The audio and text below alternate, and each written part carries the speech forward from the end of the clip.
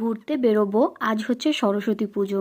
তো পুজো করতে করতে অনেকটা লেট হয়ে গেছে, আর একদমই হাতে টাইম নেই। ঝটাফট করে আমাকে রেডি হতে হবে, আর রৌদ্র ওঠেনি আজকে।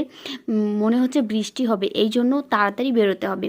তো প্রথমে আমি ময়শ্চারাইজার লাগিয়ে নিলাম, প্রাইমার লাগিয়ে নিলাম, তারপর হচ্ছে আইব্রুটা করে নিলাম, এবার মুখে ফেস মেকআপটা করে নিলাম। দেখো ঝটাফট করে করতে হচ্ছে, তার জন্য আমি ভালো করে ভিডিও করতে পারিনি। তারপর আই মেকআপটা করে নিলাম। আমি জানি না কতটুকু কি বুঝতে পারছো তোমরা। তো এরপর লিপস্টিকটা লাগিয়ে নিলাম, এরপর একটু হাইলাইটারও লাগিয়ে নিলাম। আর আমি ব্লাশ দিয়েছি, কিন্তু ভালো একটা মানে বোঝা যাচ্ছে না আর কি ক্যামেরাটার জন্য।